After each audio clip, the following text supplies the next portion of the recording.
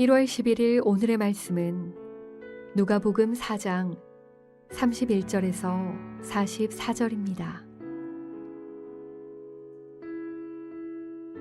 갈릴리의 가버나움 동네에 내려오사 안식일에 가르치심에 그들이 그 가르치심에 놀라니 이는 그 말씀이 권위가 있음이러라.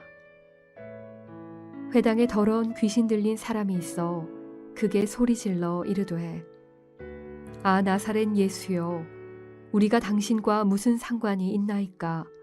우리를 멸하러 왔나이까? 나는 당신이 누구인 줄 아노니 하나님의 거룩한 자니이다. 예수께서 꾸짖어 이르시되 잠잠하고 그 사람에게서 나오라 하시니 귀신이 그 사람을 무리 중에 넘어뜨리고 나오되 그 사람은 상하지 아니한지라. 다 놀라 서로 말하여 이르되 이 어떠한 말씀인고 권위와 능력으로 더러운 귀신을 명하매 나가는도다 하더라. 이에 예수의 소문이 그 근처 사방에 퍼지니라. 예수께서 일어나 회당에서 나가사 시몬의 집에 들어가시니 시몬의 장모가 중한 열병을 앓고 있는지라. 사람들이 그를 위하여 예수께 구하니 예수께서 가까이 서서 열병을 꾸짖으신데 병이 떠나고 여자가 곧 일어나 그들에게 수종드니라. 해질 무렵에 사람들이 온갖 병자들을 데리고 나아오매 예수께서 일일이 그 위에 손을 얹으사 고치시니 여러 사람에게서 귀신들이 나가며 소리질러 이르되 당신은 하나님의 아들이니이다. 예수께서 꾸짖으사 그들이 말함을 허락하지 아니하시니 이는 자기를 그리스도인 줄 알미러라. 날이 밝음에 예수께서 나오사 한적한 곳에 가시니 무리가 찾다가 만나서 자기들에게서 떠나시지 못하게 만류하려 하매 예수께서 이르시되 내가 다른 동네들에서도 하나님의 나라 복음을 전하여야 하리니 나는 이 일을 위해 보내심을 받았노라 하시고 갈릴리 여러 회당에서 전도하시더라. 광야에서 마귀의 시험을 이기신 예수님은 본격적으로 구원의 사역을 시작하십니다. 오늘 갈릴리 가버나움에 오신 예수님은 사람들에게 말씀을 전하십니다. 그리고 그분의 가르침을 들었던 사람들은 한결같이 말씀의 권위 앞에 놀랍니다. 그런데 더 놀라운 사실은 예수님의 말씀이 가진 능력이었습니다. 오늘 본문에서도 그분이 행하시는 놀라운 이적들을 소개하고 있는데요. 회당에서 귀신 들린 사람을 고치신 것과 베드로의 장모의 열병을 치료하신 사건입니다. 게다가 이러한 일들을 지켜봤던 사람들은 예수님 앞에 많은 병자들을 데리고 나와 고침을 받았고 또한 귀신 들린 많은 사람들이 그 가운데 자유함을 얻게 되어집니다. 그런데 오늘 본문에서 우리가 먼저 주목해야 될 것은 예수님이 그들을 치료하신 방법입니다. 귀신을 쫓으실 때 그리고 베드로의 장모의 열병을 고치실 때 예수님은 어떠한 행동이 아닌 단지 말씀으로만 이 일을 행하셨습니다. 특별히 35절과 39절에 예수님이 꾸짖었다라는 표현을 사용하고 있습니다. 꾸짖다라는 말 속에는 잘못된 방향으로 가고 있는 것을 막기 위해 경고하다라는 의미가 담겨져 있습니다. 이것은 우리에게 두 가지의 사실을 생각하도록 합니다. 먼저는 사람들 안에 나타나고 있는 귀신 들림이라든지 질병은 사람들에게 주어진 원래 목적에서 벗어나는 잘못된 점이라는 것입니다. 창조주이신 하나님이 의도했던 것과는 다른 모습을 하고 있는 것들이었습니다. 하나님은 천지를 창조하시면서 만드신 창조물들을 보시기에 좋았다라는 말씀을 하셨습니다. 하나님이 보시기에 좋았다라는 표현은 창조된 모든 것들이 가장 완벽하고 완전했다라는 뜻입니다. 그 안에는 어떤 불완전함도 불량품도 찾아볼 수 없는 모든 부분에서 가장 완벽한 하나님의 무한한 능력이 무엇인지를 나타내주고 있었던 것입니다. 그래서 그 가운데 살았던 사람들조차도 하나님의 창조 세계 속에서 가장 완벽한 혜택을 누리며 복된 삶을 살 수 있었던 것입니다. 그런데 지금 하나님이 만드신 세상 속에서 그분의 목적과는 다른 일들이 벌어졌던 것입니다. 특별히 사람들 안에 그들에게 고통을 주는 요소들이 생겨났던 것입니다. 이것은 하나님이 원래 의도했던 것과는 다른 모습이었습니다. 그리고 그 원인은 인간의 죄의 문제 때문이었습니다.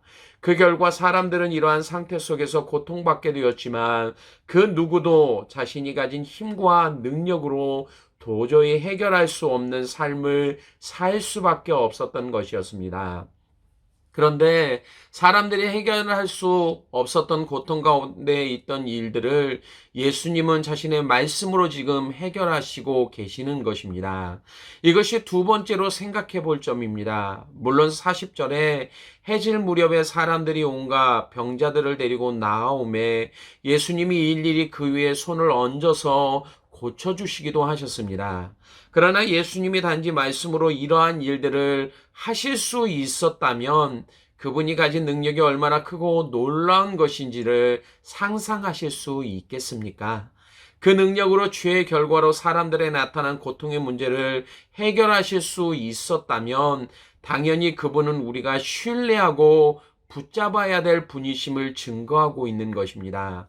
실제로 예수님은 우리를 죄에서 구원하시기 위해 이 땅에 오신 하나님의 아들이십니다. 믿으십니까? 그렇다면 그분만이 우리를 구원하실 수 있는 유일하신 분이십니다. 우리의 삶의 고통뿐만이 아니라 죄로 인해 나타나는 모든 문제들을 고치시고 회복하실 수 있는 분이십니다. 이 사실을 깨닫고 믿음으로 예수님을 붙드는 자만이 복된 자들임을 말씀하고 있습니다. 그런데 오늘 본문에서 예수님이 사람들을 치료하시는 동안 독특한 행동을 보이는 부류가 있었습니다. 바로 귀신 들린 사람들이 그들입니다. 귀신들은 자신이 붙들고 있던 사람들에게 나오면서 그곳에 모인 사람들에게 무엇인가를 말하고 싶어 했습니다. 34절과 41절에 그들이 말하는 것이 무엇인지를 보십시오. 형식에 있어서 조금 차이는 있겠지만 귀신 들린 사람들은 모두 다 예수님이 누구신지를 말하고 있었습니다. 하나님의 거룩하신 자, 하나님의 아들. 그런데 이 표현들은 귀신 들린 사람들이 예수님을 바라보며 하는 소리가 아니었습니다. 그들 안에 있던 귀신들이 하고 있었던 말이었습니다. 이것은 사람들 앞에서 이분이야말로 바로 메시아다라는 사실을 드러내는 것이었습니다. 우리가 생각하기로는 이것보다 예수님을 나타내기에 더 좋은 기회는 없을 거라라고 생각하실 것입니다. 기적으로 인해 사람들은 모두가 예수님을 바라보고 있었기 때문입니다. 그 상황에서 말씀을 듣고 있는 모든 사람들에게 이분이 메시아다라고 하는 이 말은 그 모든 사람들에게 신뢰를 주기에 충분했던 그러한 이야기였습니다. 그런데 예수님은 어떻게 행하고 계십니까? 그들의 입을 틀어막고 있으셨습니다. 35절에 잠잠하라, 그리고 41절에 말함을 허락하지 않았다라는 표현이 주는 의미입니다. 그리스도이심을 밝히는 귀신들의 말을 제지하고 계셨던 것입니다. 왜 그랬을까요? 그것은 사람들이 예수님을 온전히 이해하기를 바라셨기 때문입니다. 자신이 행하시는 능력을 보며 아는 것이 아니라 그분의 입을 통해 전해지는 말씀을 통해 깨닫기를 원하셨던 것입니다. 사람들의 행동의 변화는 단순히 자극적이고 놀라운 경험을 통해 이루어지지 않습니다. 물론 잠시 동안은 큰 충격으로 반응하는 것처럼 보여지지만 결국에는 시간이 지나면 자신이 원하는 대로 돌아가게 됩니다. 마치 건강검진을 했을 때 몸 상태가 좋지 않으면 그 충격에 신경을 쓰고 조심했다가 잠시 후에 호전되었다라는 소식을 듣게 되어지면 과거의 습관대로 돌아가는 우리의 모습처럼 말입니다. 이스라엘 백성들은 예수님의 능력을 보고 놀랐습니다. 오늘 본문 42절에 한적한 곳에 가시니 무리가 찾다가 만나서 자신들에게서 떠나시지 못하게 만류하기까지 했습니다. 그리고 이후에는 예수님의 놀라운 능력을 보면서 그리고 그분이 행하시는 기적들을 보면서 예수님을 자신의 왕으로 삼으려고까지 했습니다. 하지만 예수님이 십자가에 달려 죽으실 때 그들은 외면했습니다. 자신도 구원하지 못하면서 어떻게 남을 구원할 수 있느냐라고 비난했습니다. 이것이 예수님이 행하시는 능력을 보고 쫓았던 사람들이 보여줬던 모습이었습니다. 이처럼 사람들 안에 일어나는 진정한 변화는 지적인 동의가 있어야만 이루어지게 되는 것입니다. 그것이 없으면 변화도 불가능합니다. 사람들은 어떠한 정보를 자신이 사실이라고 인정할 때 비로소 받아들이고 그 안에서 변화되어지려고 노력합니다. 하나님의 말씀이 우리 안에 믿어질 때도 동일합니다. 특별히 성령의 역사하심 가운데 과거에는 믿지 못했던 성경의 이야기가 지적인 동의와 함께 우리에게 진리로 믿어지게 되는 것입니다. 그리고 믿어지자 그 안에서 반응하게 되는 것입니다. 그리고 예수님을 따라가는 믿음의 삶을 살아가게 되어집니다. 이것이 지금 예수님이 말씀을 통해 사람들에게 이러한 변화 가운데 나타나기를 바라셨기에 말씀 외에 다른 것이 나타나는 것을 막았던 이유였던 것입니다. 그런데 귀신들이 예수님의 신분을 밝히는 이유는 사람들에게 하나님의 아들로서 영광을 받도록 하기 위해서가 아니라 예수님이 행하시는 이러한 사역들을 방해하기 위해서였던 것입니다. 말씀에 대한 지적 동의가 없이 보여지는 것으로만 예수님을 쫓아가도록 사람들을 부추겼고 그 결과 그 사람들은 예수님의 죽으심 앞에서 큰 실망에 빠질 수밖에 없었던 것입니다. 하나님의 아들이라는 분이 어떻게 죽을 수 있는지, 그것도 자신이 정복해야 될 적국 로마의 죄수의 신분으로 처참하게 죽는다라는 이 사실을 이해할 수 없었던 것입니다. 결국 그들은 메시아이신 예수님을 제대로 바라보지 못했던 것이었습니다. 사랑하는 성도 여러분, 우리는 지금 예수님을 어떠한 눈으로 바라보고 있습니까? 그분의 말씀을 통해 우리 가운데 주시는 능력 때문입니까? 아니면 예수님을 잘 믿으면 복받았다라고 하는 사람들의 소리와 그들의 그 결과들을 바라보며 동일한 복을 누리기 위해 예수님을 바라보고 계십니까? 성령을 통해 말씀에 대한 지적 동의가 우리에게 없다라면 우리의 믿음은 고통과 시련이 찾아올 때 힘없이 쓰러지게 될 것입니다. 그때는 신앙생활에 많은 경험들과 간증들이 있어도 한순간에 넘어지게 될 것입니다. 왜냐하면 우리에게 참된 능력이 되시는 예수님을 바라볼 수 있는 그러한 믿음이 없기 때문에 그렇습니다. 믿음은 바라는 것들의 실상이요 보지 못하는 것들의 증거입니다. 오늘도 말씀을 통해 우리 가운데 증거하시는 이러한 것들을 믿음으로 붙잡지 못한다라면 하나님 안에서 그 어떠한 것도 기대할 수 없는 삶을 살아갈 수밖에 없는 것입니다. 눈에 보여지는 현상들에 집중하지 않는 우리의 삶이 되어지길 원합니다. 오히려 하나님의 말씀 안에서 예수님을 더욱더 깊이 바라볼 수 있는 은혜가 있기를 원합니다.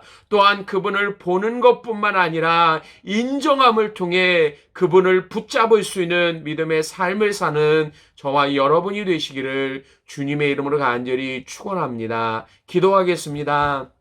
아버지 하나님, 오늘도 우리에게 주신 말씀을 통하여 말씀 가운데 예수님을 볼 수 있는 믿음의 은혜를 허락하여 주시기를 원합니다.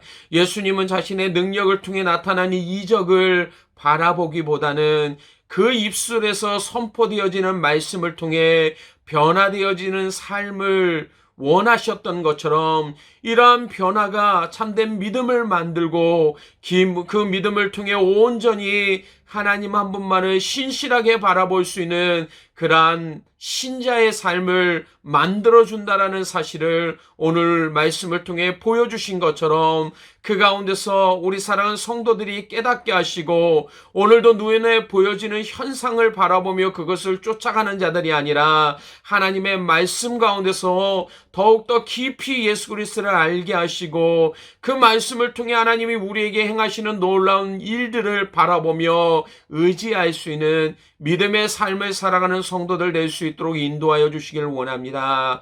말씀을 통해 주님을 알게 하시고 그 가운데 주시는 놀라운 능력을 통해 삶 가운데 참된 기쁨을 누릴 수 있는 우리 모든 배대교회 성도들 될 수 있도록 인도하여 주시기를 간절히 원하오며 예수님 이름으로 기도드리옵나이다. 아멘.